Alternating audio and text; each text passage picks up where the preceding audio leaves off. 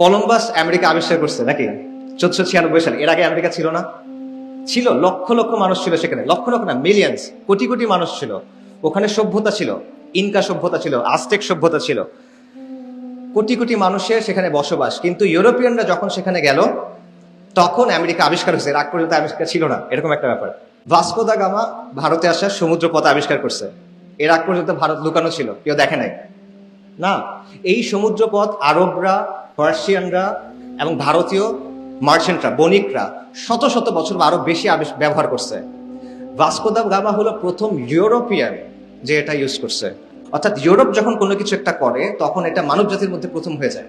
ইউরোপের যেটা অবস্থান এটা মানব জাতির জন্য অবস্থান। এইটা হলো এই ফ্রেমিংটার প্রবলেম। যদি ইউরোপ না জানে তাহলে সেটা বাস্তব না, যদি ইউরোপ না দেখে তাহলে এটা আবিষ্কার হয় নাই, যদি ইউরোপ নাম না দেয় তাহলে আগের কোনো নাম নাই। গ্রিনল্যান্ডের সাইজ ওই মানচিত্রে আর আফ্রিকার সাইজ কাছাকাছি, অথচ গ্রিনল্যান্ডের আয়তন কত জানেন কেউ? লাইক 2 মিলিয়ন স্কোয়ার কিলোমিটারের মতো। আফ্রিকার কত? 30 মিলিয়ন স্কোয়ার কিলোমিটার, 15 গুণ। ম্যাপ খুলে দেখবেন গ্রিনল্যান্ড এবং আফ্রিকার সাইজ কাছাকাছি ধরনের। ইউরোপ গুরুত্বপূর্ণ তাই ইউরোপ বড়, আর বাকি যে জায়গাগুলো আছে ল্যাটিন আমেরিকা, এশিয়া, অন্যান্য জায়গা, আফ্রিকা, এগুলো যেগুলো আছে এগুলো যেহেতু এতটা গুরুত্বপূর্ণ না, তাহলে এগুলো ছোট দেখালেও সমস্যা না।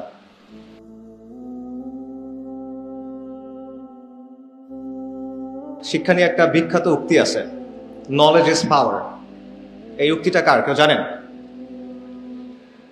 জ্ঞানী শক্তি, বিখ্যাত উক্তি, ফ্রান্সিস বেকন। এটা হলো ফ্রান্সিস বেকনের উক্তি। সে হলো 16th সেঞ্চুরি ওই সময়কার একজন ব্রিটিশ ফিলসফার, দার্শনিক এবং স্টেটসম্যান, এবং ইউরোপের যেটাকে সায়েন্টিফিক রেভলিউশন বলা হয় সেটার পেছনে খুব গুরুত্বপূর্ণ একজন ব্যক্তি।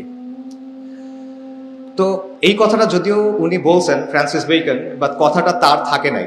কারণ অনেক কথা থাকে যেটা হয়তো বা একজন বলছেন বা একজন লিখছেন, বাট পরবর্তীতে এই কথাটা সবার হয়ে যায়, গণকথা হয়ে যায়। তো ফ্রান্সিস বেকনের কথাটা এরকম হয়ে গেছে, সবাই এই কথাটা গ্রহণ করছে। বিভিন্ন জায়গায় আপনি দেখবেন জ্ঞানী শক্তি, নলেজ ইজ পাওয়ার, এই কথাটা হয়। এবং এই কথাটার একটা অর্থ আমরা ধরে নিছি। যেমন ধরেন আপনি যখন চিন্তা করেন নলেজ ইজ পাওয়ার মানে কি, তখন আমরা এটার একটা ফ্রেম আছে আমাদের মাথায়, এটার অর্থটা আসলে কি। যেমন ধরেন জ্ঞানের আলো মানুষকে আলোকিত করে, জ্ঞান মানুষকে শক্তিশালী করে, শিক্ষা আমাদেরকে শক্তি দেয়, শিক্ষা উন্নয়নের হাতিয়ার, যার যত বেশি জ্ঞান তারা তত বেশি আগায় যাবে, বাঁচতে হলে জানতে হবে, এই টাইপের কিছু কথা কিন্তু আছে জ্ঞানের অর্থ। এটি প্রচলিত অর্থ, এটা আমরা মোটামুটি আমরা যখন মনে করি যে জ্ঞানই শক্তি তখন আমরা এই অর্থটা বুঝি। কিন্তু এটা আসলে একমাত্র অর্থ না, এই কথাটার আরো গভীর অনেক অর্থ আছে। ওই যে বললাম এটা গণ হয়ে গেছে, অনেক মানুষ এই কথাটা গ্রহণ করছে, তাই অনেক মানুষ অনেকভাবে এই কথাটার ব্যাখ্যা তৈরি করছে। তো সেই ব্যাখ্যার কিছু ব্যাপার আমাদের চিন্তা করা দরকার। যেমন মনে করেন আপনি যদি বলেন যে জ্ঞানই হলো শক্তি, তখন প্রশ্ন হবে এই শক্তি অর্জনের উপায় কি? শক্তি অর্জন কে করবে? মনে করেন আমি নিজে অনেক জ্ঞানী হইলাম, কথার কথা, আমি অনেক বই পড়লাম, পরীক্ষা দিলাম, ডিগ্রি হইলো, ঠিক আছে, আমার অনেক জ্ঞান হইলো, আমি শক্তিশালী হচ্ছি। এটা যথেষ্ট কিনা? এটা যথেষ্ট না। আপনার সমাজের মধ্যে জ্ঞান প্রচার করতে হবে, রাইট? তাহলে আপনি শক্তিশালী হতে পারবেন না। সোসাইটির মধ্যে নলেজ লাগবে। আচ্ছা, তো সমাজে জ্ঞান আপনি প্রতিষ্ঠা করবেন, ঠিক আছে, কোন জ্ঞান প্রতিষ্ঠা করবেন?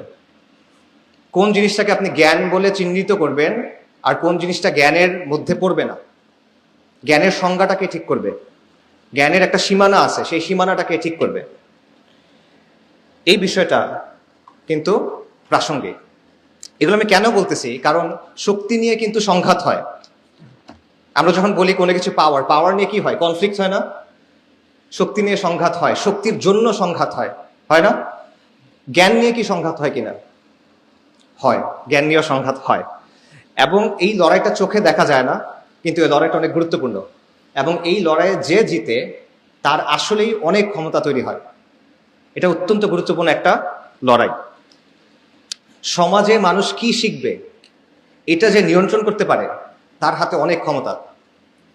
এবং যখন সে একবার এটা নিয়ন্ত্রণ করতে পারে, সমাজের মানুষ ওই সীমানার ভেতরে, ওই ফ্রেমওয়ার্কের ভেতরেই চিন্তা করে। এটাও একটা বড় পাওয়ার। যে ওই পাওয়ারের আলোচনা আমরা যাচ্ছি, এটা আমি কেন বললাম, কারণটা হলো আজকের আলোচনার বিষয়বস্তু হলো যে শিক্ষা ব্যবস্থায় সাম্রাজ্যবাদ। কিন্তু আমি আলাপটা করবো একটু অন্য জায়গা থেকে, সেটা হলো জ্ঞান, শিক্ষা এবং ক্ষমতা, এটার একটা সম্পর্ক আছে। এই সম্পর্কটা কি এবং এটা কিভাবে আমাদের সমাজে, আমাদের রাষ্ট্রে ফাংশন করে, কাজ করে, এই বিষয়টা নিয়ে আমি কিছু আলোচনা করার চেষ্টা করবো। এবং এখানে বারবার ওই কথাটা ঘুরে ঘুরে আসবে যে নলেজ ইজ পাওয়ার। ঠিক আছে, বাট একটু তাত্ত্বিক কথা হচ্ছে, আমি আপনাদের জন্য প্রথমে সহজ কিছু কথা বলি। আমরা একটা কুইজ করি, শিক্ষা নিয়ে যেহেতু আলোচনা, আমি কিছু কুইজ আপনাদের জিজ্ঞেস করি, আপনারা দেখি পারেন কিনা। মনে করেন, মানে প্র্যাকটিক্যাল একটু আলোচনা থাক শিক্ষার ক্ষেত্রে। ধরেন আমাকে অ্যান্সার দেন, পৃথিবীর সবচেয়ে উঁচু পর্বতচূড়া এটার নাম কি? Mount Everest. মাউন্ট এভারেস্ট কখন আবিষ্কার হয়েছে? আচ্ছা পারেনি, আচ্ছা ঠিক আছে। আচ্ছা, আমেরিকা মহাদেশ কে আবিষ্কার করছে? কলম্বাস। কখন? পারেন নাই, আচ্ছা। ভারতে আসা সমুদ্র পথ এটা কে আবিষ্কার করছে? Vasco da Gama. কখন আবিষ্কার করছে? আচ্ছা এটা পারছেন না। অস্ট্রেলিয়া কে আবিষ্কার করছে? একজনও নাই? James cook. আচ্ছা, আপনাদের তো বিসিএস এর প্রসপেক্ট ভালো না তেমন একটা। আচ্ছা ঠিক আছে, এই যে আমি প্রশ্ন করলাম, আপনারা প্রশ্নের উত্তর দিলেন বা ভাবলেন, পারেন না অনেক উত্তর অবশ্য, কিন্তু এই প্রশ্নগুলো নিয়ে আবার একটু ভাবেন। এই প্রশ্নগুলোর মধ্যে একটা সমস্যা আছে, এই সমস্যাটা আপনারা চিন্তা করেন না। এখানে একটা ফ্রেমিং এর প্রবলেম আছে, আমি আপনাকে দেখাচ্ছি ফ্রেমিংটা। এই প্রশ্নগুলো এমনভাবে তৈরি যেখানে আপনি ধরে নিচ্ছেন একটা নির্দিষ্ট অংশ, মানে একটা নির্দিষ্ট পক্ষ আছে যারা এই জিনিসপত্রগুলো আবিষ্কার করছে। এটার মধ্যে একটা প্রবলেম আছে। দেখেন, আমি বললাম মাউন্ট এভারেস্ট কে আবিষ্কার করছে, কখন আবিষ্কার হয়েছে? সরি, হ্যাঁ আমি এই প্রশ্নটা জিজ্ঞেস করছিলাম যে কখন আবিষ্কার হয়েছে। এটা হলো 1856 সালে। একটা ব্রিটিশ সার্ভেয়ার ছিল, তার নাম হলো অ্যান্ড্রু ওয়াং। সে 1856 সালে সার্ভে করতেছিল ভারত উপমহাদেশ, এবং সে দেখলো যে এটা সবচেয়ে উঁচু পর্বতচূড়া, এবং সে এটার একটা নাম দিল। আচ্ছা, এর আগে এভারেস্ট ছিল না? ওই এলাকার যারা মানুষজন, নেপালের মানুষ, তিব্বতের মানুষ, তারা এভারেস্টকে চিনতো না? তাহলে সে আবিষ্কার করলো কেমন? আচ্ছা, এই জিনিসটা দেখেন যে যেহেতু ব্রিটিশরা তখন প্রথম দেখছে, ব্রিটিশরা এর আগে পর্যন্ত দেখেন নাই, ইউরোপিয়ানরা এর আগে পর্যন্ত দেখে নাই, কিন্তু সাধারণ মানুষ তো দেখছে, নেপালের মানুষ দেখছে, তিব্বতের মানুষ দেখছে, উপমহাদেশের মানুষ দেখছে, তারা দেখা এটা আবিষ্কার হয় নাই। ব্রিটিশরা যখন দেখলো তখন এটা আবিষ্কার হয়েছে। ঠিক আছে, এটা একটা ব্যাপার। আরেকটা বিষয় দেখেন, এটা নাম দেওয়া হলো মাউন্ট এভারেস্ট। এই এভারেস্টকে একটা লোক ছিল, ব্রিটিশ সার্ভেয়ার, সেও সার্ভেয়ার, তার নাম হলো জর্জ এভারেস্ট। এই লোকের নামে মাউন্ট এভারেস্টের নাম দেওয়া হলো, অথচ এই লোক জীবনে এভারেস্ট দেখেই নাই, তার নামে দেওয়া হলো, এবং আজ পর্যন্ত আমরা এই নামটা ব্যবহার করতেছি। অথচ তিব্বতের মানুষরা এবং নেপালের মানুষদের এটার জন্য আলাদা একটা নাম ছিল। নেপালের মানুষদের নামটা ছিল সাগর মাথা, তার একটা নাম তো সাগর মাথা। তিব্বতের একটা নাম আছে, নামটা কঠিন, তাই আমি বলতেছি না, আপনারা খুঁজে নেন। আচ্ছা, তো এতদিন ধরে যারা এখানে হাজার হাজার বছর ধরে আছে, তারা যে নাম দিছে সেই নাম কিন্তু আমরা গ্রহণ করি নাই। নাম গ্রহণ করা হয়েছে কাদের? ব্রিটিশদেরটা। আচ্ছা, এরকম আরো উদাহরণ দেখেন। কলম্বাস আমেরিকা আবিষ্কার করছে নাকি 1496 সালে? এর আগে আমেরিকা ছিল না? ছিল, লক্ষ লক্ষ মানুষ ছিল সেখানে, লক্ষ লক্ষ না, মিলিয়ন্স, কোটি কোটি মানুষ ছিল ওখানে। সভ্যতা ছিল, ইনকা সভ্যতা ছিল, আজটেক সভ্যতা ছিল, কোটি কোটি মানুষের সেখানে বসবাস। কিন্তু ইউরোপিয়ানরা যখন সেখানে গেল তখন আমেরিকা আবিষ্কার হয়েছে, এর আগ পর্যন্ত আবিষ্কার ছিল না, এরকম একটা ব্যাপার। আচ্ছা, আরেকটা দেখেন, ভাস্কো দা গামা ভারতে আসার সমুদ্রপথ আবিষ্কার করছে। এর আগ পর্যন্ত ভারত লুকানো ছিল, কেউ দেখে নাই না। এই সমুদ্রপথ আরবরা, পার্সিয়ানরা এবং ভারতীয় মার্চেন্টরা, বণিকরা শত শত বছর বা আরো বেশি ব্যবহার করছে। ভাস্কো দা গামা হলো প্রথম ইউরোপিয়ান যে এটা ইউজ করছে, কিন্তু আমরা বলতেছি সে এটা আবিষ্কার করছে, সে কিন্তু এটা আবিষ্কার করে নাই। অস্ট্রেলিয়া জেমস কুক আবিষ্কার করছে, আপনারা যারা বিসিএস দিবেন মনে রাখেন 1770 সালে। এটাও কিন্তু আবিষ্কার না, তখনও অলরেডি অস্ট্রেলিয়াতে লক্ষ লক্ষ মানুষ বসবাস করে। যেহেতু ইউরোপিয়ানরা প্রথম সেখানে গেল, তাই তখন অস্ট্রেলিয়া আবিষ্কার হলো। ঠিক আছে, অর্থাৎ তারা আসলে কি করছে, তারা প্রথম ইউরোপিয়ান যারা এই কাজটা করছে, কিন্তু এটাকে প্রেজেন্ট করা হয় কি, তারা মানব জাতির মধ্যে প্রথম যারা এই কাজটা করছে। অর্থাৎ ইউরোপ যখন কোনো কিছু একটা করে তখন এটা মানব জাতির মধ্যে প্রথম হয়ে যায়।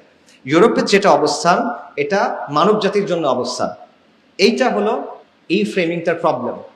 ঠিক আছে, যদি ইউরোপ না জানে তাহলে সেটা বাস্তব না, যদি ইউরোপ না দেখে তাহলে এটা আবিষ্কার হয় নাই, যদি ইউরোপ নাম না দেয় তাহলে আগের কোনো নাম নাই।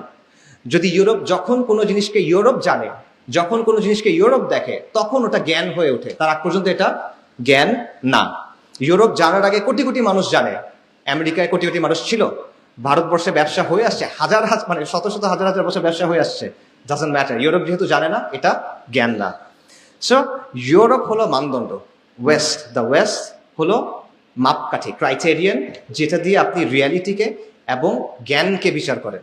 এটা হলো বায়াস, এটাকে নাম আছে, এটা হলো ইউরোসেন্ট্রিক বায়াস বলা হয় বা ইউরোসেন্ট্রিজম বলা হয়। আমি বলি এটা হলো ফিরিঙ্গি কেন্দ্রিকতা। এটার আরেকটা এক্সাম্পল দিই, আমার কাছে স্লাইড থাকলে আমি দেখাতে পারতাম। সেটা হলো আপনারা ম্যাপ দেখেন না, বিশ্ব মানচিত্র, এখনকার যতগুলো বিশ্ব মানচিত্র আছে এটা একটা নির্দিষ্ট ফরম্যাটে তৈরি করা হয়, এটাকে বলা হয় মার্কেটের প্রজেকশন। মার্কেটার 1569 সালে একজন ইটালিয়ান ন্যাভিগেটর ছিলেন, উনি একটা ম্যাপ তৈরি করছিলেন ওয়ার্ল্ডের, তার নাম হলো গেরডাউস মার্কেটার। এটার আদলেই বর্তমানের অধিকাংশ ম্যাপ তৈরি করা হয়। এখন এই ম্যাপগুলো যদি আপনারা খেয়াল করেন বা আপনাদের কাছে মোবাইল থাকলে এখন চেক করতে পারেন, দেখবেন ইউরোপ এবং উত্তর আমেরিকাকে, নর্থ আমেরিকাকে বড় করে দেখানো হয়, আফ্রিকা, ল্যাটিন আমেরিকা, এশিয়া ছোট করে দেখানো হয়। এবং আপনারা চেক করবেন গ্রিনল্যান্ডের সাইজ ওই মানচিত্রে আর আফ্রিকার সাইজ কাছাকাছি, অথচ গ্রিনল্যান্ডের আয়তন কত জানেন কেউ? লাইক 2 মিলিয়ন স্কোয়ার কিলোমিটারের মতো। আফ্রিকার কত? 30 মিলিয়ন স্কোয়ার কিলোমিটার, 15 গুণ। ম্যাপ খুলে দেখবেন গ্রিনল্যান্ড এবং আফ্রিকার সাইজ কাছাকাছি ধরনের। ঠিক আছে, এটা কেন? এটা ওই বায়াসের একটা এক্সাম্পল। এটা কিন্তু শুধুমাত্র ম্যাপের ইস্যু না, এটা একটা দৃষ্টিভঙ্গির ব্যাপার, যে পৃথিবীর কেন্দ্র হলো ইউরোপ, ইউরোপ গুরুত্বপূর্ণ তাই ইউরোপ বড়, আর বাকি যে জায়গাগুলো আছে ল্যাটিন আমেরিকা, এশিয়া, অন্যান্য জায়গা আফ্রিকা, এগুলো যেগুলো আছে এগুলো যেহেতু এতটা গুরুত্বপূর্ণ না, তাহলে এগুলো ছোট দেখালেও সমস্যা না। ঠিক আছে, এটার আপনি অনেক প্র্যাগমেটিক লজিক শুনবেন, বাট এই বিষয়টা সেখানে আছে। এবং এটা কিন্তু বিকল্প আছে, মার্কেটের প্রজেকশন যেটা, এটার বাইরে গল এন্ড পিটার্স প্রজেকশন আরেকটা ধরন আছে ম্যাপ তৈরি করার, কিন্তু এটা কিন্তু আমরা ইউজ করি না। ঠিক আছে, তো আমি এই যে উদাহরণগুলো দিলাম, এটার কারণটা কি? এটার কারণটা হলো এই ব্যাপারগুলো আমাদেরকে বর্তমান বিশ্বের একটা বাস্তবতা দেখায়। সেটা হলো যে জ্ঞান কি, যেহেতু আমাদের আলোচনা শিক্ষা নিয়ে, জ্ঞান জিনিসটা আসলে কি? কারণ জ্ঞানের ডেফিনিশনের উপর ডিপেন্ড করবে আপনার এডুকেশন সিস্টেম কেমন হবে, রাইট? সো জ্ঞান কি, এই জিনিসটা যখন আমরা ডিফাইন করতেছি, যখন আমরা চিন্তা করতেছি, আমরা ইউরোপিয়ানদের যে ফ্রেমওয়ার্ক সেটার ভেতরেই চিন্তা করতেছি, ইউরোসেন্ট্রিক যে ফ্রেমওয়ার্ক সেটার ভেতরেই চিন্তা করতেছি। ইউরোপ যেটা ঠিক করে সেটাই জ্ঞান, ইউরোপ যেভাবে ঠিক করে সেটাই জ্ঞান, সেটাই সবাইকে শিখতে হবে, সেটাই সবাইকে মানতে হবে। এবং ইউরোপ হলো সূচনা বিন্দু, সবকিছুর অরিজিনাল পয়েন্ট হলো ইউরোপ, ওইটার মতো করে আপনার করতে হবে। এটা আপনার অনেক কিছুকে প্রভাবিত করে, শুধুমাত্র এডুকেশন না, আপনার পলিটিক্সকে প্রভাবিত করে, আপনি ডেভেলপমেন্টের ব্যাপারে কিভাবে চিন্তা করেন সেটার ব্যাপারে প্রভাবিত করে, সমাজের ব্যাপারে এটা আপনাকে প্রভাবিত করে, আপনার চিন্তাকে। সো পশ্চিমা লেন্সটাকে বা পশ্চিমের যে দৃষ্টিভঙ্গি, এটাকে যে সর্বজনীন হিসেবে দেখা, এটা এখানে দুইটা কাজ হয় আসলে। একটা হলো পশ্চিমের যে চিন্তা, পশ্চিমের যে অবস্থান, এটাকে আপনি ইউনিভার্সাল ধরতেছেন, এটা সর্বজনীন, বিনা প্রশ্নে এটা সত্য, সবার ক্ষেত্রে সব যুগে সত্য, এটা মনে করতেছেন। দ্বিতীয়ত, অন্য যে জ্ঞান আছে, অন্যদের যে জ্ঞান, যারা পশ্চিমের না, তাদের জ্ঞানটাকে আপনি নাকচ করতেছেন বা তাচ্ছিল্য করতেছেন বা সরায় রাখতেছেন, অপ্রাসঙ্গিক করে রাখতেছেন। এই বিষয়টা এখানে হচ্ছে। এবং এই ব্যাপারটা, এটার মধ্যে একটা পাওয়ারের সম্পর্ক আছে। এই জন্যই আমি বলতেছিলাম যে আমার আলোচনাটা শিক্ষা, জ্ঞান এবং পাওয়ার, এটার সম্পর্কটা নিয়ে। জ্ঞান উৎপাদন করা, এই বিষয়টা নিরপেক্ষ না। এই যে তারা নাম দিচ্ছে, এটা নিরপেক্ষ না, এটা সবসময় কারো না কারো একটা এজেন্ডা, কারো না কারো একটা দৃষ্টিভঙ্গি সেটার মধ্যে মানে গেঁথে থাকে। এই বিষয়টা সবসময় জ্ঞানের মধ্যে থাকে। এবং যে জ্ঞান ঠিক করে, যে নামগুলা ঠিক করে, যে জ্ঞানের ডেফিনেশন দেয়, যে জ্ঞানের সীমানাটা ঠিক করে, সে অনেক বড় একটা পাওয়ার আপনার উপর এক্সারসাইজ করে। এইটা হলো নলেজ ইজ পাওয়ারের আরেকটা ব্যাখ্যা।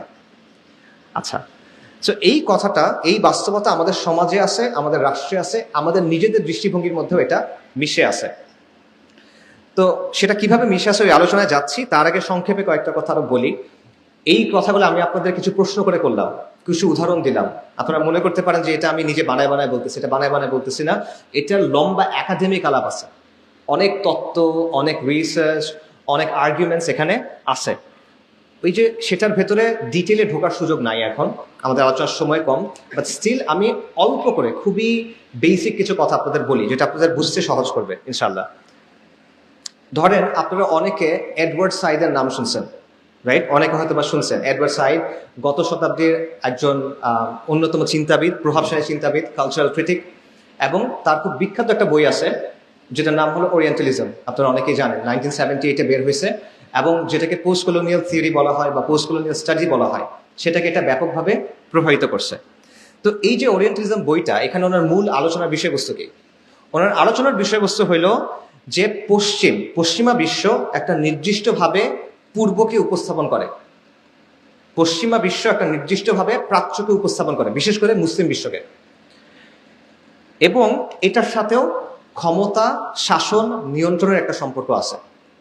তো উনি বলতেছেন যে জ্ঞান আসলে সবসময় নিরপেক্ষ হয় না। আমরা মনে করি জ্ঞান নিরপেক্ষ, বাট জ্ঞান আসলে সবসময় নিরপেক্ষ না।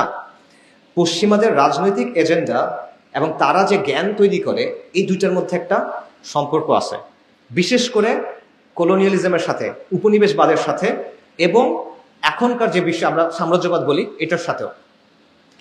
পশ্চিম যেটা করছে, তার ক্ষমতার একটা প্রকল্প ছিল, সে পুরো বিশ্বকে দখল করবে, সে পুরো বিশ্বকে নিয়ন্ত্রণ করবে। সে এই প্রকল্পের সাথে তার জ্ঞান চর্চার যে প্রকল্প, সে দুটাকে মিক্স করছে, একটা আরেকটাকে হেল্প করছে। এটা হলো এডওয়ার্ড সাইডের বক্তব্য। এবং সে যে জ্ঞানটা তৈরি করতেছে, এটার উদ্দেশ্য হলো তার যে শাসন, তার যে আগ্রাসন, তার যে দখলদারিত্ব, তার যে কলোনিয়ালিজম, এটাকে জাস্টিফিকেশন দেওয়া। ঠিক আছে? এবং বর্তমানেও এই বিষয়টা হয়। আগে হয়তো এটা ওরিয়েন্টালিজমের নামে, এখন এটা হয় মনে করেন কাউন্টার টেররিজম স্টাডিজ এটার নামে, ইসলামিক স্টাডিজ এটার নামে, ইভেন ডেভেলপমেন্টাল স্টাডিজ, এই জিনিসগুলোর নামেও এটা হয়। কিভাবে?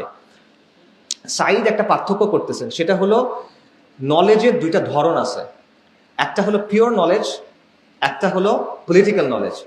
পিওর নলেজ মানে প্রকৃত জ্ঞান, আরেকটা হলো রাজনৈতিক জ্ঞান। ধরেন প্রকৃত জ্ঞান কি? ধরেন 2+2 = 4, এটা পিওর নলেজ। এটাকে রাজনৈতিকভাবে ইউজ করার কোনো ওয়ে নাই। এটার ব্যবহার করার মাধ্যমে একটা গোষ্ঠী আরেকটা গোষ্ঠীকে, একটা জাতি আরেকটা জাতিকে দমন পীড়ন করতে পারবে না। এটা ব্যবহার করে সে অস্ত্রশস্ত্র বানাতে পারবে, সেটা ভিন্ন কথা, কিন্তু এই জ্ঞান ইটসেলফ এটা নিয়ন্ত্রণের হাতিয়ার না। কিন্তু পলিটিক্যাল নলেজ আছে, যেই নলেজের উদ্দেশ্য হলো রাজনৈতিক বিভিন্ন প্রকল্প বা রাজনৈতিক বিভিন্ন কাজকে বৈধতা দেওয়া। এবং এটার সবচেয়ে ভালো এক্সাম্পল হলো প্রাচ্যবাদ, যেটাকে ওরিয়েন্টালিজম বলা হয়। আপনি প্রাচ্যের একটা বিশেষ ছবি তৈরি করতেছেন, প্রাচ্যকে একটা নির্দিষ্টভাবে প্রেজেন্ট করতেছেন, যাতে করে প্রাচ্যের উপর আপনি কিছু কাজ করতেছেন, এগুলোকে বৈধতা দেওয়া যায়। ঠিক আছে? সো আপনি বলতেছেন কি, যে পশ্চিমা বিশ্ব মানে শ্রেষ্ঠ আর প্রাচ্য মানে হলো ইনফিরিয়ার। আপনি বলতেছেন পশ্চিম মানে উন্নত, পশ্চিম মানে প্রগতিশীল, পশ্চিম মানে আগ্রহী, পশ্চিম মানে গণতন্ত্র, মানে এগুলো সব ভালো জিনিস। আর পূর্ব মানে বর্বর, মধ্যযুগীয়, পিছনে পড়ে আছে, ইত্যাদি ইত্যাদি, অসভ্য মানুষ। রাইট? তাহলে আমি চাই প্রাচ্যের ভালো, পূর্ব দিকে যে মানুষগুলো আছে আমি তাদের ভালো চাই।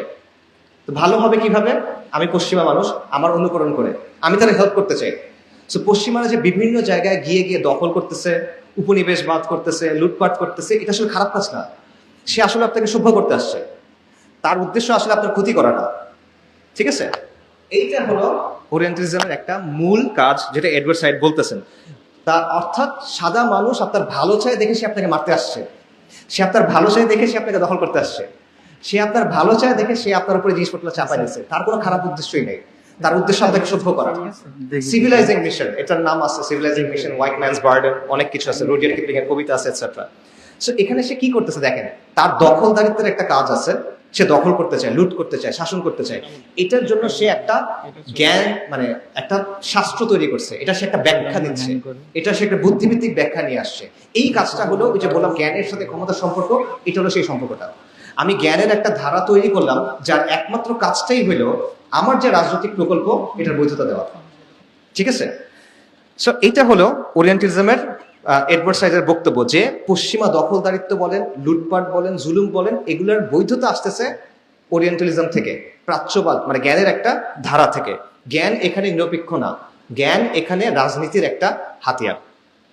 একই ধরনের কথা ফ্রেঞ্চ অনেক দার্শনিক আছে, মিশেল ফুকো এবং এরকম আরো অনেক আছে, তারাও একই ধরনের কথা বলছেন যে জ্ঞান আর ক্ষমতা আসলে আলাদা না। যার হাতে ক্ষমতা আছে সে ঠিক করে যে কোন জ্ঞানটা গ্রহণ করা যাবে, কোন জ্ঞানটা গ্রহণ করা যাবে না, কোনটা আসলে জ্ঞান, কোনটা আসলে জ্ঞান না। এখানে আমি আরেকজন লোকের কথা বলে শেষ করবো, সেটা হলো ডক্টর ওয়াইল হাল্লাক। ওয়াইল হাল্লাক হলো ইসলামিক স্টাডিজের বর্তমান বিশ্বের সবচেয়ে মানে ফরমোস্ট এক্সপার্টদের একজন। তো ওনার বক্তব্য হলো যে এডওয়ার্ড সাইড এই কথাটা বলতেছেন শুধুমাত্র ওরিয়েন্টালিজমের ক্ষেত্রে, অর্থাৎ পশ্চিমা বিশ্ব যখন পূর্বের বিশ্বকে নিয়ে স্টাডি করে তখন এখানে তার একটা রাজনৈতিক প্রকল্প থাকে। এটা হলো এডওয়ার্ড সাইডের কথার একটা সিম্পলিফাইড ভার্সন। ওয়াইল হাল্লাক বলতেছেন যে এটা শুধুমাত্র প্রাচ্যবেদ মানে ওরিয়েন্টালিজমের ক্ষেত্রে না, এটা অন্য আরো অনেক জায়গায়ও আছে। এটা সোশ্যাল সায়েন্স যে ব্যাপারটাকে আমরা বলি, হিউম্যানিটিজের আন্ডারে যে সাবজেক্টগুলো আছে, এই প্রত্যেকটার মধ্যে এই ব্যাপারগুলো আছে। এই প্রত্যেকটার মধ্যে আপনি এমন কিছু বিষয় মানুষের কাছে সর্বজনীন, প্রশ্নাতীত, সন্দেহের ঊর্ধ্বে হিসেবে তুলে ধরতেছেন, যেগুলো আসলে পশ্চিমের রাজনৈতিক যে প্রকল্প সেটার সাথে যুক্ত। যেমন আপনারা কিছু জিনিস জানেন, যেমন ধরুন মানবাধিকার, যেমন ধরুন গণতন্ত্র, যেমন নারী অধিকার, এগুলো একটা ফ্রেম কিন্তু ওয়েস্টের কাছে আছে। যে ফ্রেমটা নিয়ে এসে সে আপনার দেশে আক্রমণ করা বলেন, আপনার দেশে এইড দেওয়া বলেন, আপনার দেশে হস্তক্ষেপ করা বলেন, এগুলাকে সে জাস্টিফাই করে। ঠিক আছে? সো আগে যেটা হতো, জ্ঞানের উদ্দেশ্য ছিল পশ্চিমা কলোনিয়ালিজমকে বৈধতা দেওয়া, এখন উদ্দেশ্য হলো আমেরিকান লিবারেল সেকুলার যে প্রজেক্ট সেটাকে বৈধতা দেওয়া। সো এই ধরনের অনেক চিন্তা, ওয়াল হাল্লাকের বাইরে আপনি ডিকোলোনিয়াল যারা থিঙ্কার আছে তারা অনেকেই এই ধরনের আরো অনেক আলোচনা করছে, আপনারা সেটা দেখতে পারেন। এটার মূল কথা হলো যে যখন আপনি শুধুমাত্র পশ্চিমের যে দৃষ্টিভঙ্গি, তাদের যে জ্ঞানের সংজ্ঞা, তাদের যে জ্ঞানের সীমানা, এটাকে যদি আপনি চূড়ান্ত হিসেবে গ্রহণ করে নেন, তাহলে আপনি অলরেডি অন্য সবগুলোকে নাকচ করতেছেন এবং আপনি তার নিয়ন্ত্রণের ভিতরে ঢুকে গেছেন। এটা হলো রিয়ালিটি। যে কোনো নিয়ন্ত্রণের প্রক্রিয়া আলটিমেটলি চিন্তা থেকে শুরু হয়, এবং যে কোনো প্রতিরোধের প্রক্রিয়া আলটিমেটলি চিন্তা থেকে শুরু হয়। ঠিক আছে? সো এটা হলো বাস্তবতা। তো আমাদের বর্তমানের সাথে এটা সম্পর্ক কি? আমি অনেক তত্ত্ব বলছি, বর্তমানের সাথে সম্পর্ক কি? আমাদের পুরা দেশের, আমাদের রাষ্ট্রে, আমাদের শাসন ব্যবস্থায়, আমাদের শিক্ষা ব্যবস্থায়, আমাদের সমাজ ও সংস্কৃতিতে দুইটা শক্ত বায়াস আছে, যেটা আপনারা দেখবেন। একটা হলো পশ্চিমা বায়াসটা, আরেকটা হলো কলকাতা কেন্দ্রিক একটা বায়াস। ঠিক আছে? আমি আপনাদের এক্সাম্পল দিই, আপনারা মিলান। ধরেন আমাদের ইতিহাসের বইগুলাতে সুলতানি আমলের যে শাসন বা আওরঙ্গজেব, এই টাইপের শাসকদের কিভাবে দেখা হয়? দখলদার, দাঙ্গাবাজ, তাই না? আর হিন্দু যে শাসক আছে, বৌদ্ধ যে শাসক আছে, তাদের কিভাবে দেখা হয়? এটা হলো আমাদের গৌরবের সময়। এটা হলো কলকাতা কেন্দ্রিক বায়াসের একটা এক্সাম্পল। আরেকটা দেখেন, আমাদের সমাজ বইগুলাতে কলকাতার নবজাগরণ, যেটা হলো হিন্দু সমাজের ভেতরে একটা সংস্কার মুভমেন্ট, সেটা নিয়ে 4-5 পৃষ্ঠা লম্বা আলোচনা। আর আপনি মুসলিম সমাজের মধ্যে যে সংস্কার আন্দোলন আছে, তাদের নিয়ে আলোচনা দেখেন 1 প্যারা 2 প্যারা। এটা আমি নিজে খুঁজে দেখছি। 23 সালে, ওই 24 সালের শুরুতে আমরা এগুলো খুঁজে দেখছিলাম। হাজী শরীয়তুল্লাহ, ফরাইজি আন্দোলন, তিতুমির, শাহ ওলিউল্লাহ মুহাদ্দিস দেলভি, ঠিক আছে, সাইয়েদ আহমেদ শাহিদ, ওলামায়ে দেওবন্দ, বা এই টাইপের যত মুভমেন্ট আছে, এগুলো নিয়ে কোনো আলোচনা আপনি পাবেন না। অল্প অল্প কিছু আলোচনা হয়তো বা ফরাইজিদের নিয়ে আসে। এটা সে তুলনা করেন রাজা রামমোহন রায়কে নিয়ে কত লম্বা আলোচনা, ঈশ্বরচন্দ্র বিদ্যাসাগরকে নিয়ে কত লম্বা আলোচনা। বায়াসের একটা এক্সাম্পল এটা। আচ্ছা, ব্রিটিশ বিরোধী আন্দোলনে মুসলিমদের যে লম্বা গৌরবের ইতিহাস, এটা আপনি পাচ্ছেন না। ফকির আন্দোলন থেকে শুরু করে, ফকির বিদ্রোহ থেকে শুরু করে 1857 সালে মহা অভ্যুত্থান বলেন, বালাকোটের কথা বলেন, বারাসাতের কথা বলেন, তিতুমিরের কথা বলেন, খিলাফত আন্দোলনের কথা বলেন, মাওলানা উইলায়াত আলী, মাওলানা ইনায়াত আলী, ওনাদের কথা বলেন, ফরাইজিদের কথা বলেন, এই আলোচনা নাই। কার আলোচনা আছে? সূর্য সেনের আলোচনা আছে, প্রীতিলতার আন্দোলন আলোচনা আছে, ক্ষুদিরাম আর প্রফুল্ল চাকির আলোচনা আছে। তারা কোত্থেকে আসতেছে? আবারও এটা একটা বায়াসের এক্সাম্পল, কলকাতা কেন্দ্রিক বায়াস, সেটার একটা এক্সাম্পল। তো এভাবে কি হচ্ছে, আপনার ইতিহাস থেকে আপনাকে আলাদা করে ফেলা হচ্ছে।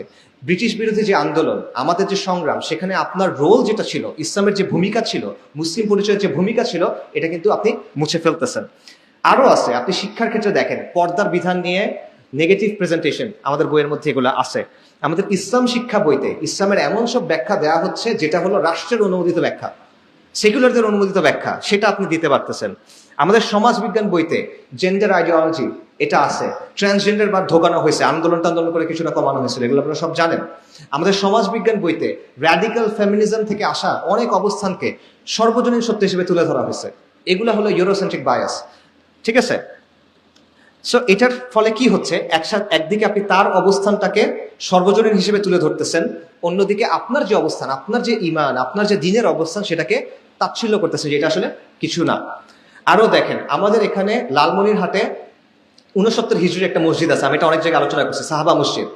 এইটার কথা আপনারা বইয়ে কিন্তু গুরুত্ব দিয়ে পাবেন না। আদৌ আছে কিনা জানি না আমি, যদি থাকেও গুরুত্ব দিয়ে নাই। অথচ এটা অত্যন্ত গুরুত্বপূর্ণ একটা বিষয়, কারণ এটার ফলে আপনার আত্মপরিচয়ের যে আলোচনা, আপনার ইতিহাসের যে আলোচনা, এটা পুরোটা চেঞ্জ হয়ে যায়। এই যে আমাদের দেশে বলে যে আমাদের দেশে বাংলার ইসলাম চলবে, আরবীয় ইসলাম চলবে না। 69 হিজরিতে এখানে ইসলাম আসছে, ওটা কোন ইসলাম আসছে? 69 হিজরি মানে কারবালার 8 বছর পর। সাহাবারা দুনিয়াতে তখনও রাদিয়াল্লাহু আনহুম ফার্স্ট জেনারেশন দুনিয়াতে আছেন। ওই অবস্থায় যদি ইসলাম বাংলায় আসে, সেটা কোন ইসলাম? কিন্তু আপনি যেহেতু এটা সরাই ফেলছেন, আপনি এখন বলতে পারতেছেন আমাদের আরবের ইসলাম লাগবে। আরবের ইসলাম হলে হবে না, বাংলার ইসলাম লাগবে। আপনি বলতে পারতেছেন আরবের ইসলাম এখানে আসে নাই, পারস্য ঘুরে একটা ইসলাম এখানে আসছে, ওই ইসলাম আমাদের গ্রহণ করতে হবে। তো এই কথাটা আনলে ওই পুরা কথাটা কিন্তু ভেঙে যায়। বাঙালি মুসলিমের পরিচয় নিয়ে যে আলোচনা আছে পুরাটা আপনি ভেঙে দিতে পারেন, কিন্তু সেটা কিন্তু এখানে আসতেছে না। আমাদের এখানে যে অলিয়া উলিয়ারা আসছিলেন, বাবা আদম শহীদ বলেন, শাহ মাকদুম বলেন, শাহ জালাল বলেন, এরকম অনেকজন আসছেন না, তাদের আলোচনা কিন্তু আপনার বইয়ে নাই। তাদের আলোচনা যেহেতু আপনার বইয়ে নাই, আপনার আত্মপরিচয়ের মধ্যে ওই কথাগুলো নাই। সো এই সবগুলা কি করতেছে? আপনি নিজেকে নিয়ে কিভাবে চিন্তা করেন এটাকে প্রভাবিত করতেছে না? আপনার পরিচয় নিয়ে আপনি কিভাবে চিন্তা করেন এটাকে প্রভাবিত করতেছে না? আপনি ইতিহাস নিয়ে কিভাবে চিন্তা করেন এটাকে প্রভাবিত করতেছে। আপনি ভবিষ্যৎ নিয়ে কিভাবে চিন্তা করেন সেটাকে প্রভাবিত করতেছে, এবং এটা আমাদের সমাজ ও সংস্কৃতিকে প্রভাবিত করতেছে। ফর এক্সাম্পল, এডওয়ার্ড সাইদের একটা কথা ছিল যে পশ্চিমারা কি করছে, পূর্ব দিকের যারা মানুষ তাদের একটা ক্যারিকেচার তৈরি করছে। ক্যারিকেচার বুঝেন তো, মানে সে আসলে যেমন সেভাবে আপনি তাকে দেখান না, আপনি তার একটা বিকৃত রূপ দেখান যেটাকে অ্যাটাক করা সহজ, রাইট? এই জিনিসটা বাংলাদেশে মানে হুবহু সেকুলার প্রগতিশীলরা করে, হুজুরদের ব্যাপারে, এই আপনাদের ব্যাপারে, হুজুরদের ব্যাপারে, মুসলিম পরিচয়ের ব্যাপারে। দশকের পর দশক নাটক, সিনেমা, মিডিয়াতে আপনারা দেখছেন যে দাড়ি টুপিওয়ালা মানুষ মানে এটা নেতিবাচক জিনিস, হুজুর মানে হলো নারী লোভী, হুজুর মানে প্রতারক, হুজুরের বউ নির্যাতিত, হুজুরের বউকে মুক্ত করতে হবে। কে মুক্ত করবে? সেকুলার প্রগতিশীলরা গিয়ে তাকে মুক্ত করবে। আমাদের কালচার যেগুলো হিন্দুদের কাছ থেকে আসছে বা বৌদ্ধদের কাছ থেকে আসছে, ফানুস উড়ানো থেকে শুরু করে মঙ্গল শোভাযাত্রা টাইপের যত জিনিসপত্র আছে সব বাঙালি সংস্কৃতি, টিপ থেকে শুরু করে সব বাঙালি সংস্কৃতি। আর যখনই ইসলামের কোনো কিছু আসে, যেই ইসলাম 69 হিজরি থেকে এখানে আসে 1400 বছর ধরে, তখন ওটা হলো বাইরের জিনিস। ঠিক আছে? একটা বায়াস, ক্লিয়ার বায়াস আপনি এখানে দেখবেন। সো এইরকম অনেকগুলো ব্যাপার আছে, অন্যান্য জায়গায় আমি আলোচনা করছি, এখানে আর বললাম না। এই সবগুলো কিন্তু হচ্ছে কেন? কারণ আমাদের সমাজের শিক্ষা, আমাদের সমাজের জ্ঞান, আমাদের সমাজের চিন্তা দুইটা লেন্সের ভেতর দিয়ে আসতেছে। একটা হলো ইউরোসেন্ট্রিক বায়াস, আর একটা হলো কলকাতা সেন্ট্রিক একটা বায়াস। আচ্ছা, সো এইটা হলো নলেজ ইজ পাওয়ারের আরেকটা রিয়ালিটি, যে নলেজকে নিয়ন্ত্রণ করে তারা এইভাবে সমাজকে, সংস্কৃতিকে, রাজনীতিকে নিয়ন্ত্রণ করতে পারে। এবং এই পাওয়ারটা বাংলাদেশে কারা এক্সারসাইজ করে? বাংলাদেশের যারা সেকুলার প্রগতিশীল গোষ্ঠী, যারা সংখ্যায় অনেক কম, তারা এই পাওয়ারটা হাতে রাখে। এই যে দেখেন অনেকগুলো সংস্কার কমিশন হয়েছে না, এই সংস্কার কমিশনগুলোর ভেতরে কারা আছে? এই সেকুলার প্রগতিশীল গোষ্ঠী, এরাই আছে। এরা দেশের মানুষের প্রতিনিধিত্ব করে না, কিন্তু তারা ঠিক করতেছে সংস্কার কিরকম হবে। আমরা শিক্ষা নিয়ে আলাপ করতেছি, শিক্ষার সংস্কার ব্যাপারটা একটা পলিসি রিলেটেড আলোচনা, রাইট? পলিসি কি হবে সেটা নিয়ে আলোচনা। তো ওই টেবিলে আপনি তো যেতেই পারতেছেন না, আপনাকে ওই টেবিলে তারা ঢুকতেই দিবে না। ওই টেবিলে তারা এনে বসাচ্ছে কাদেরকে? সেকুলার লিবারাল কিছু মানুষজনকে, তারাই ঠিক করতেছে। অর্থাৎ আপনি যে সংস্কার করবেন ওই সুযোগটা আপনাকে দেওয়া হচ্ছে না, অতটুক পর্যন্ত আপনি যেতে পারবেন না। এই রিয়ালিটিগুলো আছে, আপনি কোনো জায়গায় ধরুন প্রোগ্রাম করতে পারবেন না, কথা বলতে পারবেন না, এই রিয়ালিটিগুলো ওখানে আছে। এবং এটা হচ্ছে এই পাওয়ারটার কারণে। এবং এই পাওয়ারটার ব্যাপারটা এমন যে এটা সেকুলাররা যদিও বানাইছে, আমরা এটা গ্রহণ করে নিয়েছি। এই কারণে অনেক মানুষ যারা মুসলিম, অনেক মানুষ যারা ইসলামের পক্ষে কাজ করার কথা বলে, তারাও এই ফ্রেমের ভেতর দিয়ে চিন্তা করে যে অমুককে আসতে দেওয়া যাবে না, তমুককে আসতে দেওয়া যাবে না, ওই কথা বলা যাবে না, ওই কাজটা করা যাবে না, কারণ ভারত রাগ করবে, কারণ আমেরিকা এই কাজটা করতে দিবে না, সো আমরা এটা করতে দিব না। তারা নিজে একবারে এই কাজটা করতেছে। অর্থাৎ চিন্তার মধ্যে এই প্রভাবটা পড়ে গেছে, ইভেন যারা মুসলিম পরিচয়কে ওন করে বা ইসলামের জন্য কাজ করার কথা বলে। এইটা হলো পাওয়ার, নলেজ ইজ পাওয়ারের রিয়ালিটি হলো এইটা। সো এইটা কেন হয়েছে আমি সংক্ষেপে শেষ করি, বেশি সময় যেহেতু নাই। এটার অনেকগুলো কারণ আছে। এটার একটা কারণ হলো কলোনিয়ালিজম। উইলিয়াম অ্যাডামস নামে একজন স্কটিশ মিশনারি এবং শিক্ষা নিয়ে কাজ করা ব্যক্তি ছিলেন। উনি বলতেছেন যে ইংরেজরা এখানে আক্রমণ করার আগে বাংলায় 80,000 শিক্ষা প্রতিষ্ঠান ছিল এবং প্রতি 400 মানুষের জন্য একটা মাদ্রাসা ছিল। ইংরেজরা এসে এগুলো সবগুলো ধ্বংস করছে।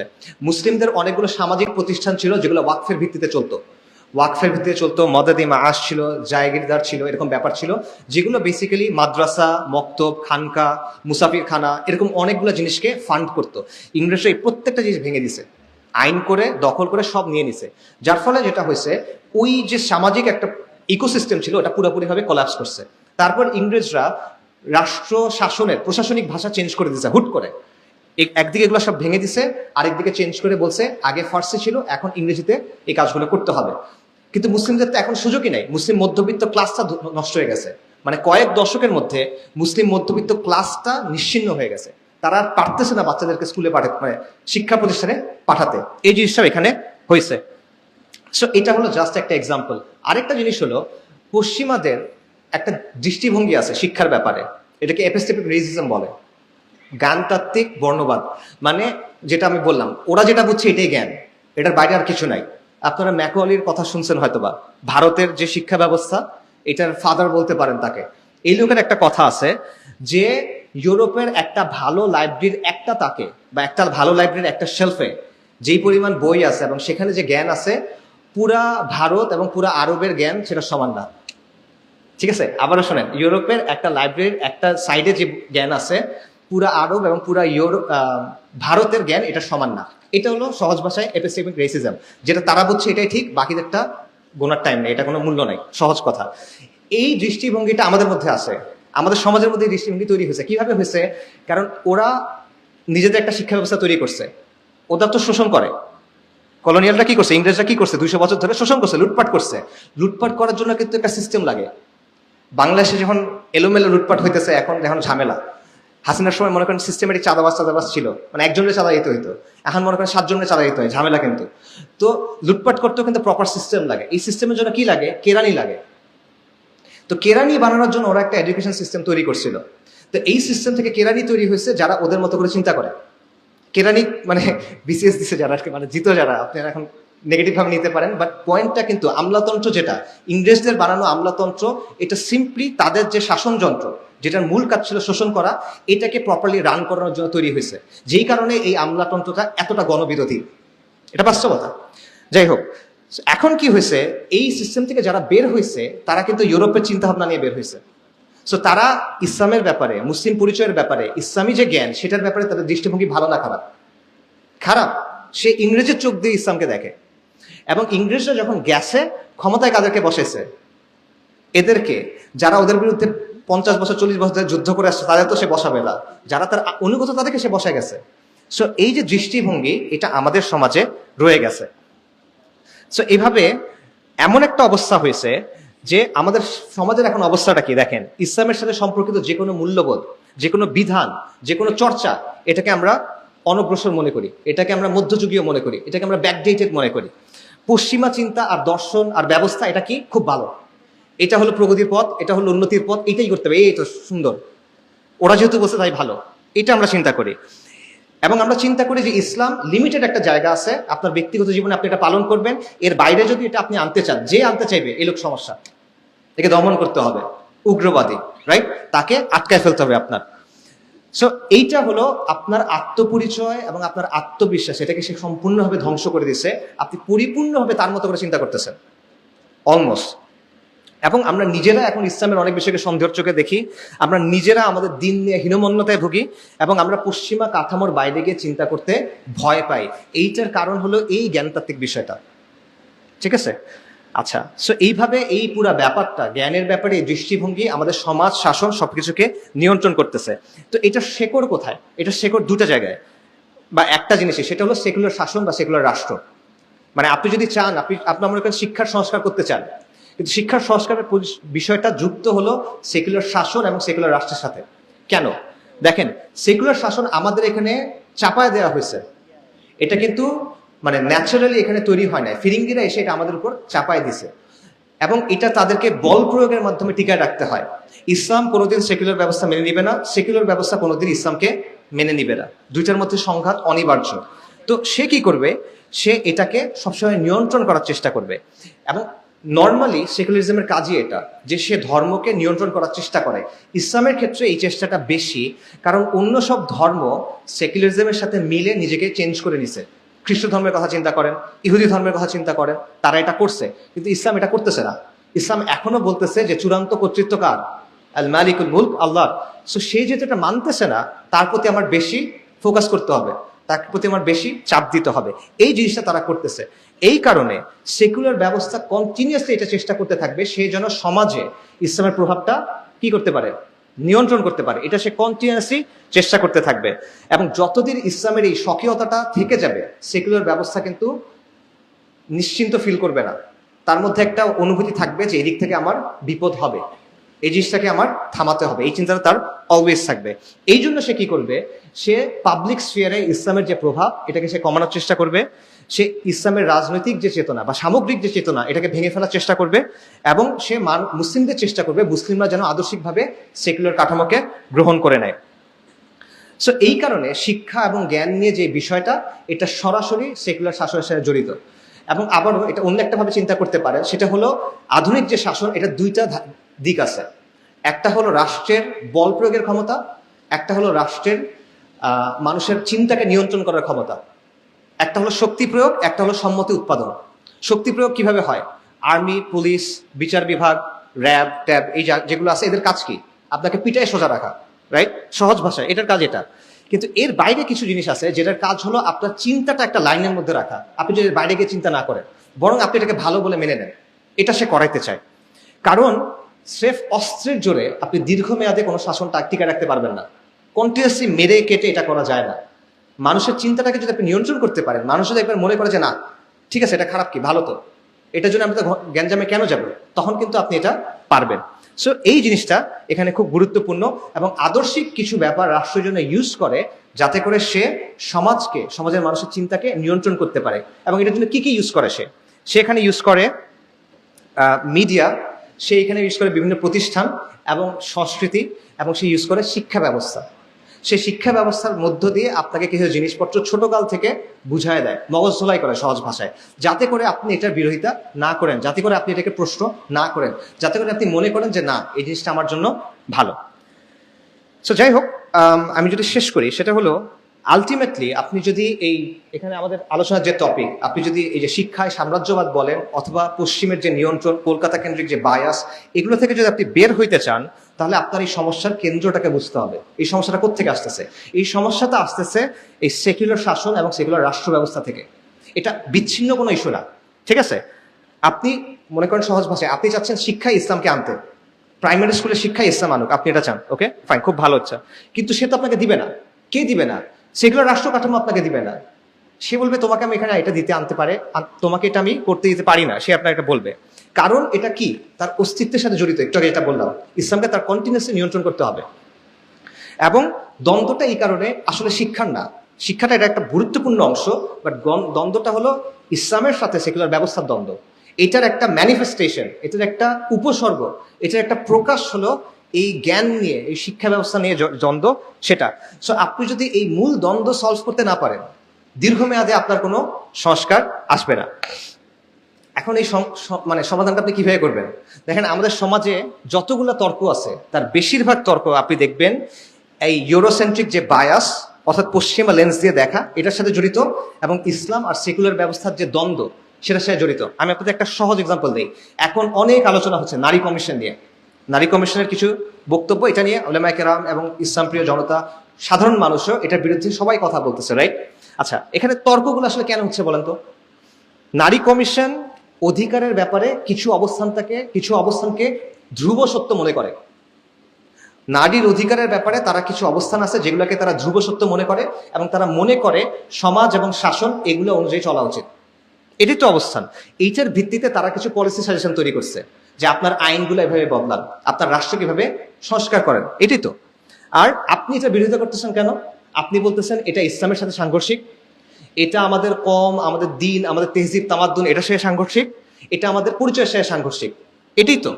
আলটিমেটলি তর্কটা হলো, সেগুলো আপনি কি বলবে যে তুমি যে বিরোধিতা করতেছো এটা তো আসতেছে ইসলাম থেকে, তুমি কোরআনের কারণে বিরোধিতা করতেছো, তুমি সুন্নাহর কারণে বিরোধিতা করতেছো, তুমি তোমার বিশ্বাসের কারণে বিরোধিতা করতেছো। এই বিশ্বাস তো আমরা মানি না। এটা টক শোতে আলোচনা হয়েছে, আপনারা হয়তো দেখছেন, যে ইসলাম মানে না, যে ইসলাম পালন করতে চায় না, তার জন্য তো একটা সলিউশন দিতে হবে। আপনি সবার উপর ইসলামের সলিউশন চাপাই দিতে পারবেন না, রাইট? এটা তাদের কথা। আচ্ছা, এখন কি করতে হবে তাহলে? আমাদেরকে ইসলামের সমাধান দেওয়া যাবে না, আমাদের একটা সর্বজনীন সমাধান দিতে হবে, এমন সমাধান যেটা সবার জন্য প্রযোজ্য, রাইট? এটা তারা বলে।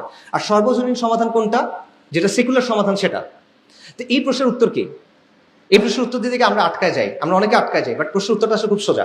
চিন্তা করেন, তারা যেই বিষয়গুলোকে সঠিক মনে করতেছে, তারা যে বিষয়গুলোকে কাম্য মনে করতেছে, এই মনে করার পেছনে ভিত্তিটা কি? এটা কোত্থেকে আসতেছে? আপনি যখন বলেন যে আমি মনে করি 5 ওয়াক্ত সালাত আদায় করা উচিত, কথার কথা, আপনি বলতেছেন এটা ভিত্তি কি? কোরআন থেকে আসতেছে। পরিবারের পিতা হলো দায়িত্বশীল, এটা কোত্থেকে আসতেছে? নবী সাল্লাল্লাহু আলাইহি ওয়াসাল্লাম হাদিস থেকে আসতেছে, তাই তো? আচ্ছা, আপনার ভিত্তিটা আপনি জানেন, তার ভিত্তিটা কি?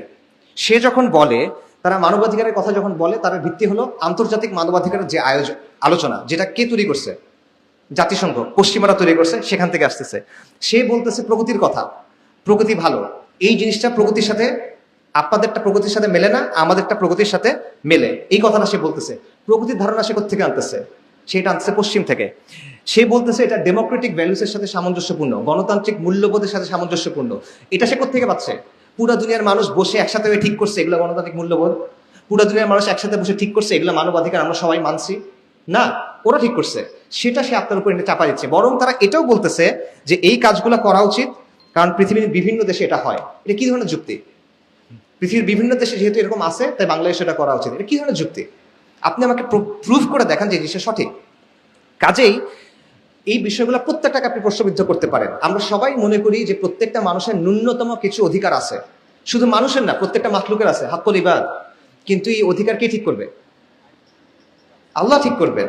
কিন্তু তারা কি বলে, তাদের জায়গায় কি অধিকার ঠিক করে? মানুষের খেয়াল খুশি। এবং তাদের অধিকারের আলোচনাটা কি? সমকামিতার অধিকার আছে, লিঙ্গ বদলানোর অধিকার আছে, ইউথেনেশিয়ার অধিকার আছে, আত্মহত্যা করার অধিকার আছে, ইসরায়েলের গণহত্যার অধিকার আছে। Israel has the right to defend itself. প্রত্যেকটাই আছে, তারা তাদের মতো করে ঠিক করে। তো এটা সর্বজনীন কিভাবে ভাই? সে তার নিজের কিছু অবস্থানকে আপনার উপর সর্বজনীন বলে চাপাই দিচ্ছে, আপনি তাকে প্রশ্ন করেন না কেন? এই বিষয়টা বুঝতে হবে। সে যখন বলে মানবাধিকার আছে, আমি বলবো হ্যাঁ মানবাধিকার আছে, আমি মানবাধিকার নিব ইসলাম থেকে, তুমি মানবাধিকার নিচ্ছ পশ্চিম থেকে। আমারটা যদি বায়াসড হয়, তোমারটা নিউট্রাল কেন? রাইট? এই প্রশ্নটা আবার তাকে করতে পারতে হবে প্রত্যেকটা জিনিসের ক্ষেত্রে। আমি বলতে পারি প্রগতির নামে তোমরা এমন কিছু কাজকর্ম করছো যার কারণে তোমাদের সমাজ ধ্বংস হয়ে যাচ্ছে, তোমাদের পরিবার ধ্বংস হয়ে যাচ্ছে, এটা আমি চাই না। আধুনিকতার নামে তোমরা ভালো অনেক কাজ করছো, খারাপ অনেক কাজ করছো। আধুনিকতার নামে তোমরা প্রকৃতিকে নিয়ন্ত্রণ করার চেষ্টা করছো, যার কারণে এখন ক্লাইমেট ডিজাস্টার হচ্ছে, প্রকৃতি ধ্বংস হয়ে যাচ্ছে। লিটারেলি যে জায়গাটায় আমরা থাকি তোমরা সেটা নষ্ট করে ফেলছো। তাহলে এটা পুরোপুরি ভালো কেমনে হয়? আমি মনে করি না এটা ভালো। ব্যাপারটা বুঝতে পারছেন? আপনার ধর্মের ব্যাপারে সে যেমন প্রশ্ন বলতে পারে যে এটা তো তোমার বিশ্বাস, আমার বিশ্বাস না। তার অবস্থানের ব্যাপারে আপনি বলতে পারেন এটা তো তোমার মত, এটা তো আমার মত না, তুমি এটা কিসের ভিত্তিতে আমার উপর চাপাই দিচ্ছ? সো এই বিষয়টা বুঝতে হবে। আপনার অবস্থান যেমন বায়াসড, যদি আপনি বলেন বায়াসড, তার অবস্থানও আলটিমেটলি বায়াসড। সে যে কাজটা করছে সেটা হলো তার নিজের অবস্থানটাকে সে নিরপেক্ষ বলছে। মনে করেন আপনি সালিশ করবেন, সালিশের মধ্যে যে সালিশ হয় তার কিন্তু নিরপেক্ষ হইতে হয়, রাইট? কিন্তু সে যদি আসলে একটা পার্টি হয়, তার নিজের এখানে একটা স্বার্থ আছে, কিন্তু সে সবাইকে বুঝাইছে সে নিরপেক্ষ, তখন কিন্তু সে সালিশে জিতছে, সে যেটা চায় এটাই হয়। তো এই বিষয়টা বোঝা খুব জরুরি। পশ্চিমারা এবং সেকুলাররা এক্স্যাক্টলি এই কাজটাই করছে। তারা আপনার অবস্থানটাকে বলছে বায়াস, তাদের যে বিশ্বাস, যেই বিশ্বাসের ভিত্তি হলো মানুষের খেয়াল খুশি, এটাকে তারা বলতেছে সর্বজনীন। এই কাজটা তারা করতেছে। সো যাই হোক, যদি আমরা শেষ করি, সেটা হলো আপনার একটা বিশ্বাস কাঠামো আছে, তার একটা বিশ্বাস কাঠামো আছে। আপনার বিশ্বাস কাঠামোর দিক থেকে আপনি এক ধরনের শিক্ষা চান, এক ধরনের সমাজ চান। তার বিশ্বাস কাঠামোর দিক থেকে সে এক ধরনের বিশ্বাস চায়, এক ধরনের সমাজ চায়, এবং দুটা মিলতেছে না, দুটার মধ্যে সংঘাতের মতো একটা অবস্থা। এখানে কোনো নিরপেক্ষ অবস্থান নাই।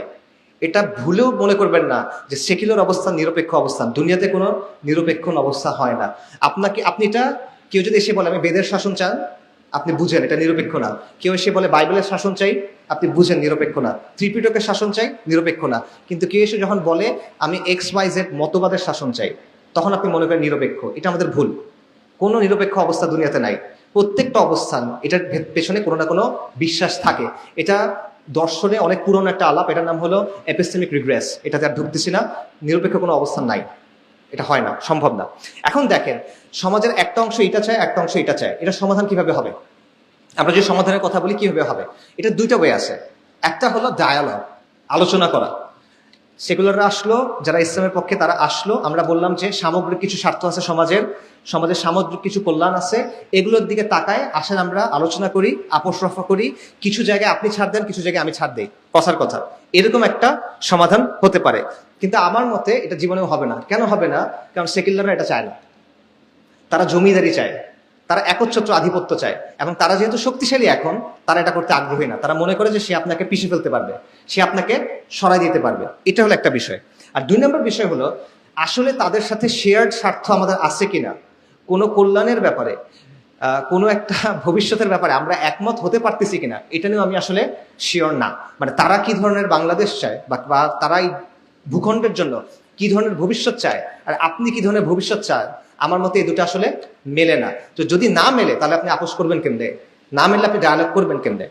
আচ্ছা, আর যদি ডায়ালগ না হয় তাহলে অপশনটা কি? একটা অপশন বললাম ডায়ালগ, আরেকটা কি?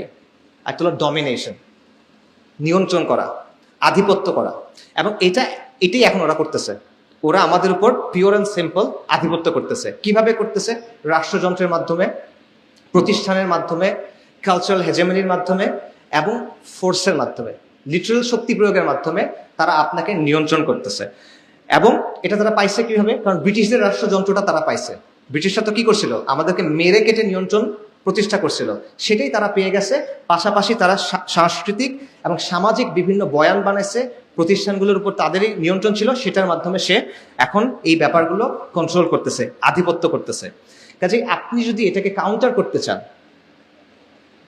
এটি আসলে মূল কথা, আপনি যদি এটাকে কাউন্টার করতে চান, হ্যাঁ ঠিক আছে, সংস্কারের অনেক আলোচনা আমাদের করতে হবে, কারণ কোনো সমাধান একদিনে আসে না। বাট আপনি যদি আলটিমেটলি এটাকে চেঞ্জ করতে চান, তাহলে আপনার খালি সংস্কার নিয়ে চিন্তা করলে হবে না, আপনারও বুঝতে হবে যে এটা সলিউশন হলো ওদেরকে ডমিনেট করা। এটা সলিউশন হলো সে আপনার উপর আধিপত্য কায়েম করছে। আপনি যদি দীর্ঘমেয়াদী সমাধান চান, আপনাকে এই জিনিসটা ভেঙে ফেলে আপনার হক আদায় করতে হবে। সেটা যে কোনো মিনসে আপনার জরুরি, সেটা আপনার সব করতে হবে। এটা কিভাবে হবে? মানে কেউ যখন আপনার হক দিতে চায় না, আপনি তার কাছ থেকে হক নিবেন, সে আপনার উপর চাপাই দিচ্ছে, আপনি সুন্দর করে বললেন, সে শুনল না, এখন আপনি কি করবেন বলেন? চলে যাবেন? আচ্ছা হক দরকার নেই আমার, কি করবেন? এটা হলো ডমিনেশন। এই জিনিসটা লাগবে। সো সে যদি না থামে, সে যদি না শোনে, তাহলে তাকে বাধ্য করতে হবে। সিম্পল, দুনিয়ার নিয়ম এটা। আপনি অনেক সুন্দর সুন্দর কথা বলতে পারেন, বাট দুনিয়ার নিয়ম হলো এটা আমাদের মাথায় রাখতে হবে। এবং এটা কিভাবে করবেন? এখানে অবশ্যই সংস্কারের বিভিন্ন কাজের কথা আসবে, এখানে আদর্শিক লড়াইয়ের কথা আসবে, এখানে সামাজিক শক্তির কথা আসবে, সামাজিক আন্দোলনের কথা আসবে, জ্ঞান চর্চার বিকল্প ধারা তৈরি এটার কথা আসবে, শক্তির ব্যবহার এটার কথাও আসবে।